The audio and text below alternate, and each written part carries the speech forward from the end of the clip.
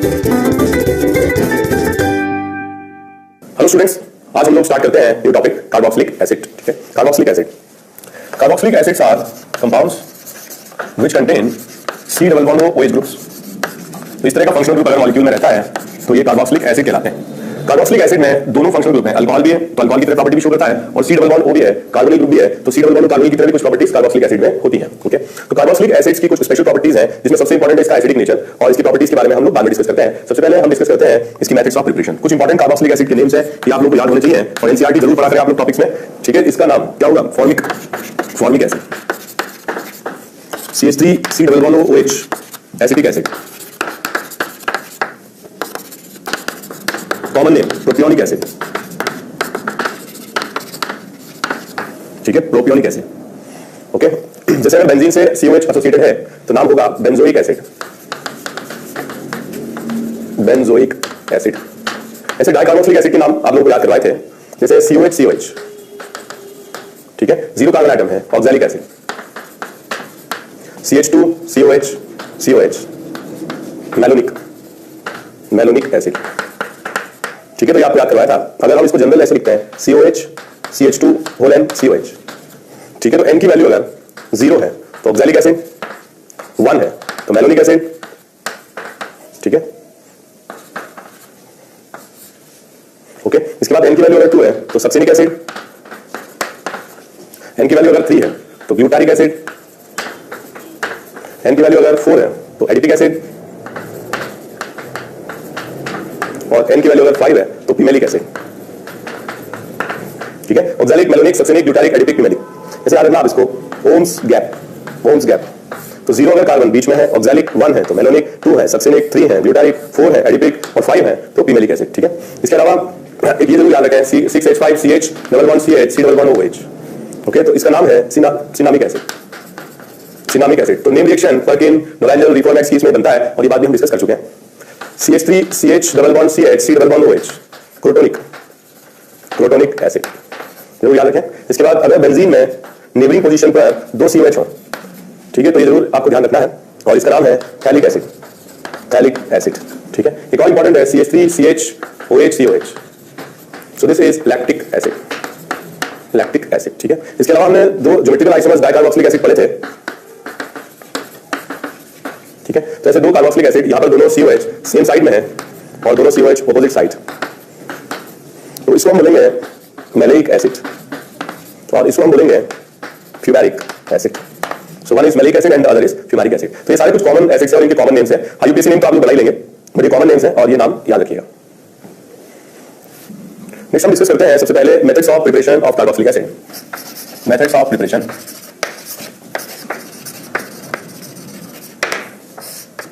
Methods of preparation में अगर हम देखें जो सबसे इंपॉर्टेंट है और जिसके बारे में हमने सबसे कम पढ़ा है वो सबसे पहले हम डिस्कस करते हैं, that is hydrolysis of ester.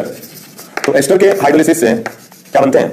Ester के हाइड्रोलिसिस से बनते हैं एसिड और अल्कोहल। तो हाइड्रोलिसिस मतलब reaction in the presence of water as solvent, और एस्टर से क्या बनता है? एसिड और अल्कोहल बनता है। इस तरह की जो रिएक्शन है वैसे हम पढ़ चुके हैं, the mechanism of reaction is SN-AE mechanism होता है, बट थोड़ा डिटेल में हम लोग पढ़ते हैं। और ये reaction hydrolysis of ester it can be carried out in both medium, basic and acidic. Basic medium में भी कराया जा सकता है और एसिडिक मीडियम में भी कराया जा सकता है। For example if we talk about basic medium, तो एक्वस सॉल्यूशन में OH माइनस आयन का कंसंट्रेशन बढ़ाया जाता है।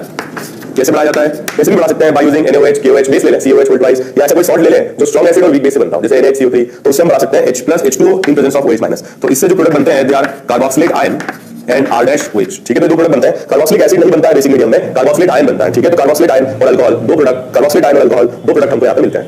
अब इस तरह की जो रिएक्शंस हैं उनके क्या मैकेनिज्म हो सकते हैं ये हम एक-एक करके डिस्कस करते हैं। तो बेसिक मीडियम में अगर हम बात करें रिएक्शन, अब इस तरीके से सोच सकते हैं जो मैकेनिज्म है वो कैसे हो। RC डबल बॉन्ड OR-, इसकी रिएक्शन OH माइनस के साथ है। तो फर्स्ट स्टेप ऑफ रिएक्शन यहां पर अटैक हो जाए और पाई शिफ्ट करके ऊपर चला जाएगा। So this is the first step of reaction. Okay, तो फर्स्ट स्टेप में पहले न्यूक्लियोफाइल का अटैक हो जाए और sp2 से sp3 कार्बन में कन्वर्जन हो जाए। Second step of reaction is ऊपर नेगेटिव चार्ज अनस्टेबल है, लीविंग ग्रुप की तरफ चला जाएगा और ये यहां से चला जाएगा। तो यहां पर ये बन जाएगा RC double bond OH plus R-O minus. ठीक है, इसमें कन्वर्ट हो जाएगा। सो ये जो रिएक्शन स्टेप्स है दो, इनमें से first step of reaction is the slow step या आरडीएस। और अगर आर ग्रुप पर अगर स्टेरिक क्राउडिंग कम है तो OH माइनस का अटैक यही होगा, ठीक है। तो OH माइनस का अटैक यही होगा क्योंकि आर ग्रुप पर स्टेरिक क्राउडिंग कम है, ठीक है। और सेकंड स्टेप रिएक्शन की फास्टर स्टेप है क्योंकि ये मॉलिक्यूल में कन्वर्ट हो रहा है। And the last step of reaction is ये क्या होगा, स्ट्रॉन्गर एसिड है डिक्लोटरेट हो जाएगा और ये स्ट्रॉन्गर बेस है ये प्रोटॉन गेन कर लेगा, तो कार्बोक्सिलेट आयन और अल्कोहल में कन्वर्ट हो जाएगा। इस तरह की जो रिएक्शंस हैं इसमें आरडीएस का जो ऑर्डर नंबर 2 है क्योंकि रिएक्शन बेस कैटालाइज्ड है तो इसे लिखेंगे B for base catalysed. Substitution acyl group पर हो रहा है, ठीक है। ये एक इंपॉर्टेंट बात है, असाइल मतलब ये पूरा जो ग्रुप है इसको हम असाइल ग्रुप कहेंगे, ठीक है, आरसीओ पर। और ये लिविंग ग्रुप की तरह जा रहा है, उसमें कोई नया न्यूक्लियोफाइल जुड़ रहा है तो दिस इज असाइल ग्रुप, ठीक है। तो असाइल ग्रुप पर सब्स्टिट्यूशन हो रहा है इसलिए एसी और 2 रिप्रेजेंट कर रहा है सेकंड ऑर्डर ऑफ रिएक्शन। जैसे फॉर एग्जांपल अगर अपन देखें, अगर यहां पर कोई लिविंग ग्रुप लगा हुआ है तो ये ग्रुप असाइल है। अगर मान लो कोई आरसीओ से नहीं लगा जनरल ग्रुप है तो इस ग्रुप को अपन कहते हैं alkyl. So this is acyl and this is alkyl, ठीक है। तो ये क्या हो जाएगा, इस रिएक्शन को अपन शॉर्ट में लिखेंगे बी बेस कैटालाइज्ड, असाइल पर सब्स्टिट्यूशन हो रहा है एसी और क्योंकि सेकंड ऑर्डर है तो लिखेंगे इसको BaC2, ठीक है। और इस तरह का मैकेनिज्म तब पॉसिबल होगा जब आर ग्रुप पर स्टेरिक क्राउडिंग कम होगी। दूसरा, अगर आर ग्रुप पर स्टेरिक क्राउडिंग ज्यादा है तो इस पर अटैक के चांसेस खत्म हो जाते हैं या कम हो जाते हैं, तो फिर रिएक्शन आरडीएस से भी हो सकती है। तो हम इसको ऐसे रिवर्स करके लिखते हैं, ये भी एक तरीके का लिविंग ग्रुप है और अगर इस पर रिएक्शन OH माइनस की R' पर हो जाए तो ये लिविंग ग्रुप की तरह चला जाएगा। Although this reaction will be slow, BaC2 से स्लो होगी क्योंकि अल्काइल ग्रुप पर अगर हम ट्रांजिशन स्टेट बनाते हैं, SN2 कराते हैं तो कार्बन के सराउंडिंग 5 एटम्स आ जाते हैं, जबकि हम इस पर अगर अटैक कराते हैं तो कार्बन के सराउंडिंग 4 ही एटम्स आते हैं, ठीक है। तो ये रिएक्शन स्लो होगी, मगर ये SN2 की तरह होगी, SN2 रिएक्शन होगी और OH माइनस बैक साइड से R' पर बॉन्डिंग कर लेगा और O नेगेटिव यहां पर लिविंग ग्रुप की तरह बाहर हो जाएगा। तो इस तरह की जो रिएक्शन है ये भी बेस कैटालाइज्ड है तो हम इसको लिखेंगे बी, लेकिन यहां पर सब्स्टिट्यूशन अल्काइल ग्रुप पर हो रहा है, ठीक है। ये अल्काइल ग्रुप है ना कि असाइल ग्रुप है, तो BAL और इसमें भी ऑर्डर ऑफ रिएक्शन क्योंकि एक स्टेप है, ये स्लो स्टेप या आरडीएस है तो इसमें भी ऑर्डर ऑफ रिएक्शन 2 है तो इसको क्या लिखेंगे हम बाल2, ठीक है। बाल2 होगा या base catalysed alkyl substitution second order. तो इस तरह की रिएक्शन हम करा सकते हैं। अब आपको ये सोचना होगा कि रिएक्शन के अंदर क्या प्रोडक्ट बनेगा, ठीक है। तो जैसे अगर मान लीजिए कि क्वेश्चन ये दिया जाए CH3 C double bond O CH2 CH3 और मीडियम में बेसिक OH माइनस H2, तो यहां पर स्टेरिक क्राउडिंग कम है और स्टेरिक क्राउडिंग कम है तो रिएक्शन का मैकेनिज्म होगा BaC2, ठीक है, ऐसे असाइल सब्स्टिट्यूशन। और असाइल सब्स्टिट्यूशन होगा तो यहां पर आ जाएगा CH3 C double bond O negative और CH3 CH2 OH आ जाएगा, ठीक है। तो अगर यहां स्टेरिक क्राउडिंग कम है, छोटे ग्रुप्स लगे हुए हैं तो फिर सोचना ही नहीं है, रिएक्शन का मैकेनिज्म BaC2 होगा। एक चीज और है, अगर यहां पर ऐसे दिया जाए O18 आइसोटोपिक ऑक्सीजन तो ये आइसोटोपिक ऑक्सीजन जो होगा अगर आप मैकेनिज्म देखोगे तो ये लिविंग ग्रुप की तरह जाता है और आइसोटोपिक ऑक्सीजन यहां आ जाएगा, ठीक है। तो इस तरह से अपन बना सकते हैं। अगर हम इस तरह का कोई क्वेश्चन आप लोगों को मिलता है एग्जाम में जिसमें यहां पर स्टेरिक क्राउडिंग ज्यादा है और reaction base catalysed aqueous medium में रिएक्शन हो रही है तो यहां पर तो अटैक पॉसिबल नहीं क्योंकि ये बल्कि ग्रुप है, तो यहां पर अटैक होगा और रिएक्शन का मैकेनिज्म होगा BAL2, ठीक है, BAL2 होगा और ये लिविंग ग्रुप की तरह जाएगा। तो अगर मान लीजिए यहां O18 है आइसोटोपिक ऑक्सीजन है तो BAL2 मैकेनिज्म से यहां पर आ जाएगा CH3OH और यहां पर आ जाएगा C double bond O negative और ये जो O18 है ये एसिड के साथ आएगा। देख लीजिए आप लोग मैकेनिज्म से ये O18 जो होगा अभी लिविंग ग्रुप की तरह जा रहा है, ये अल्काइल ग्रुप पर सब्स्टिट्यूशन हो रहा है, यहां असाइल ग्रुप पर हो रहा है इसलिए इसको AC लिख रहे हैं, यहां अल्काइल पर हो रहा है इसलिए इसको A लिख रहे हैं। तो BaC2 सबसे कॉमन फिनोमेनन है जिससे कि हाइड्रोलिसिस और एस्टर होता है और अगर BaC2 नहीं हो रहा है तो Bal2 हो सकता है, ठीक है। इसके अलावा दो और तरीके हैं जिससे कि रिएक्शन हो सकती है, हालांकि बहुत रेयरली होते हैं। जैसे कि हम बात कर रहे थे एस्टर की और इसकी रिएक्शन हम कराते हैं OH माइनस H2 से। अब ऐसा हो जाए कि ये दोनों ही क्राउडेड है, यहां पे भी स्टेरिक क्राउडिंग ज्यादा है, यहां पे भी है, तो ना तो इस पर अटैक हो सकता है ना इस पर हो सकता है। ऐसे में अगर ये दोनों क्राउडेड हैं और यहां पर कार्बोकेटायन हाईली स्टेबल बन रहा है, ठीक है, तो क्या होगा, first step of reaction slow step या आरडीएस होगी और यहां पर बन जाएगा पहले कार्बोकेटायन और ये लिविंग ग्रुप की तरह चला जाएगा, ठीक है। तो ये लिविंग ग्रुप की तरह चला जाएगा और फर्स्ट स्टेप में कार्बोकेटायन बन जाएगा। सेकंड स्टेप ऑफ रिएक्शन में कार्बोकेटायन पर OH नेगेटिव जुड़ करके R OH बना देगा, R-OH। तो इस तरह की रिएक्शन में ये SN1 की तरह हो रही है, पहले ये चला गया कार्बोकेटायन बन गया फिर न्यूक्लियोफाइल का इस पर अटैक हो गया, तो SN1 की तरह हो रही है और सब्स्टिट्यूशन अल्काइल ग्रुप पर हो रहा है ना कि इस असाइल ग्रुप पर हो रहा है, इसलिए इसको हम लिखेंगे BAL अल्काइल सब्स्टिट्यूशन है फर्स्ट ऑर्डर है तो इसको लिखेंगे BAL1, ठीक है। तो इस तरह की रिएक्शन से मान लो यहां O18 है तो ये O18 isotopic oxygen carboxylate ion के साथ जाएगा, जान लीजिए अगर दोनों ही बल्कि है तो यहां अटैक नहीं हो सकता, SN2 भी नहीं हो सकती, तो पहले लिविंग ग्रुप की तरह चला जाएगा SN1 की तरह फिर OH माइनस की इसके साथ बॉन्डिंग हो जाएगी तो R-OH बन जाएगा। रिएक्शन फर्स्ट ऑर्डर होगी तो 1 लिख दिया, अल्काइल पर सब्स्टिट्यूशन है A लिख दिया, बेसिक मीडियम में इसलिए B लिख दिया, ठीक है। तो इसको हम क्या कहेंगे BAL1, ठीक है। जैसे फॉर एग्जांपल इस पर अपने बात क्वेश्चन देखते हैं, जैसे अगर आपको ये दिया जाए क्वेश्चन में, ठीक है, तो दो क्वेश्चन हमने कर लिए थे, तो दोनों तरफ जो ग्रुप्स हैं अगर वो बल्कि है, जैसे इस तरह का कोई क्वेश्चन दिया जाए, ये भी स्टेरिक क्राउडेड है और ये भी क्राउडेड है, तो ना तो BaC2 हो सकता है ना BAL2 हो सकता है। ऐसे केस में रिएक्शन का मैकेनिज्म होगा BAL1 क्योंकि यहां कार्बोकेटायन हाईली स्टेबल बन रहा है, तो फर्स्ट स्टेप ऑफ रिएक्शन में ये लिविंग ग्रुप की तरह चला जाएगा, कार्बोकेटायन बन जाएगा, फिर इस पर OH माइनस का अटैक होगा, ये अल्कोहल आ जाएगा। अब जो O18 है एक्चुअली वो किसके साथ चला गया, कार्बोक्सिलिक एसिड के साथ, कार्बोक्सिलेट आयन बनकर के चला गया, तो यहां पर हमको दो आंसर मिलेंगे, कार्बोक्सिलेट आयन और ये बन जाएगा, ठीक है। तो इस तरीके से ये BAL1 मैकेनिज्म से रिएक्शन हो सकती है। जैसे फॉर एग्जांपल एक और क्वेश्चन हम देखते हैं इसका,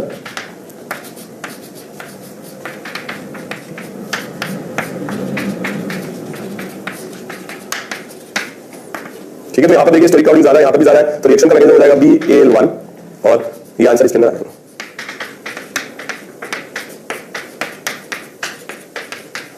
ठीक है। तो ये आंसर इसमें आ जाएगा।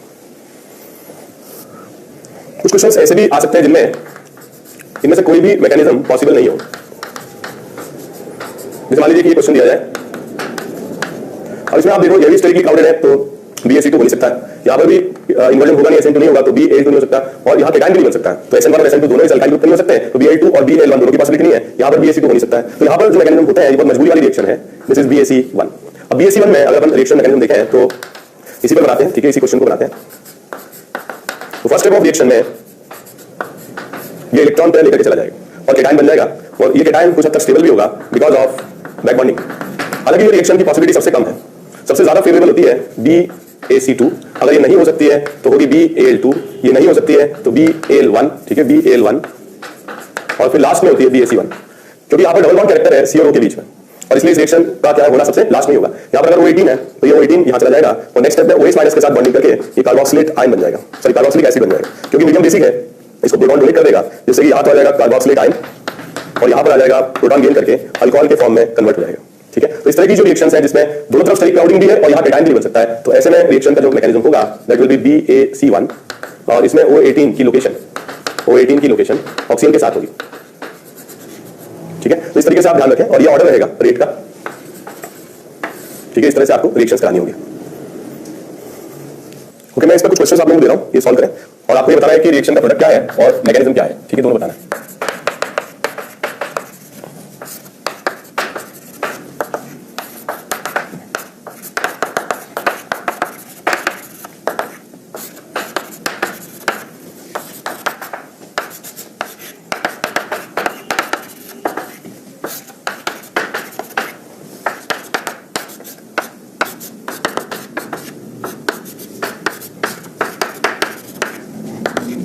ओके, पॉज ले लीजिए और इन क्वेश्चंस को अटेम्प्ट करें।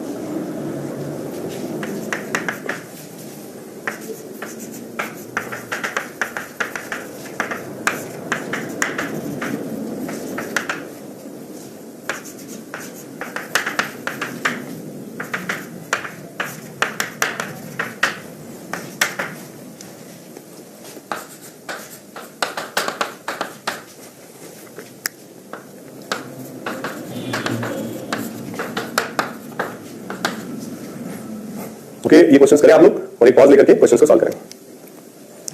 क्वेश्चन नंबर 1, इसमें देखिए हम यहाँ पर स्टेरिक क्राउडिंग कम है, और इससे बन जाएगा PH C double bond O minus और CH3OH18।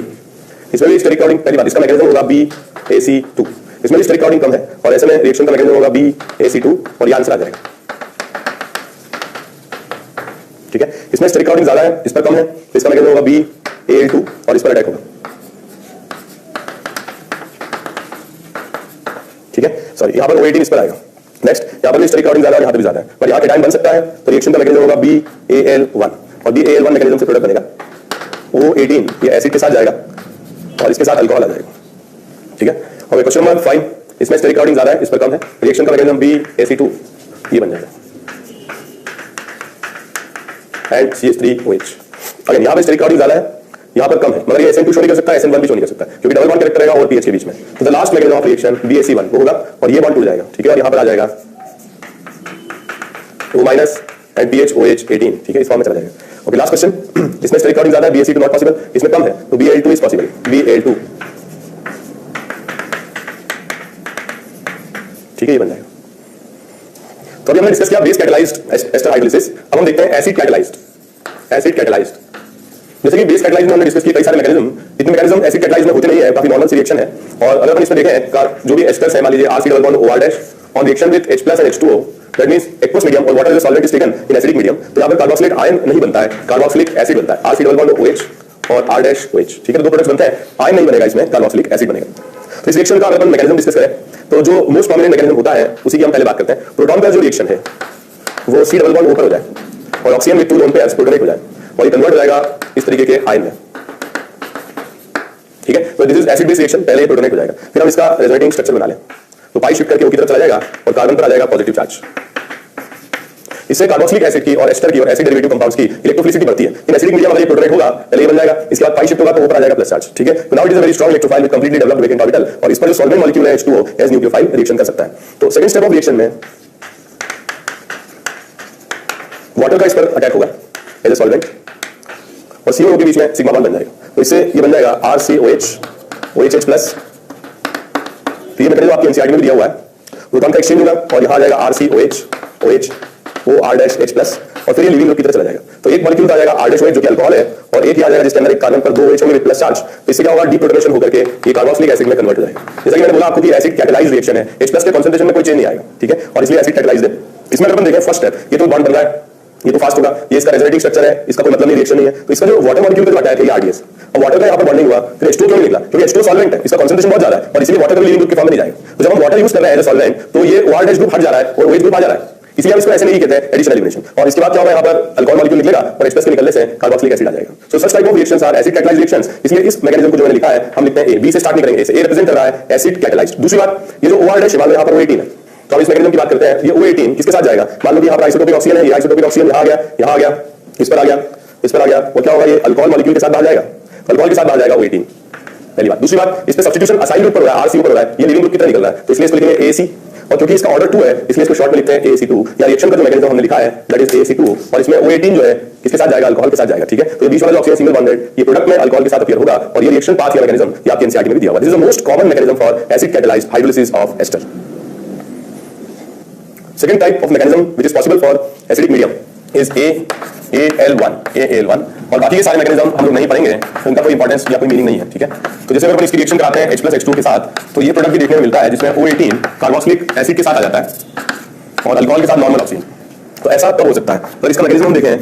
पहली बात, SN2 का कोई चांस नहीं है क्योंकि यहाँ पे बल्कीनेस कुछ भी हो, बेस आपका वाटर रहेगा, ठीक है। H+ तो बेस है नहीं, तो न्यूट्रल है और बहुत वीक है, तो यहाँ SN2 का कोई चांस नहीं है। हाँ, लेकिन ये हो सकता है कि ये बॉन्ड पहले टूट जाए, ऐसा नहीं होगा कि OH- ने अटैक करा, नहीं OH- वाटर के अटैक से SN2 होगा नहीं, तो ये बॉन्ड पहले टूट जाए और रिएक्शन का मैकेनिज्म SN1 की तरह हो, और ये रिएक्शन स्टेप की RDS हो जाए, तो केटायन बन जाए और ये एनायन लिविंग ग्रुप की तरह चले जाए, ठीक है। और सेकंड स्टेप ऑफ रिएक्शन में R- पर वाटर की रिएक्शन हो जाए, तो ये बन जाएगा R-OH और H+।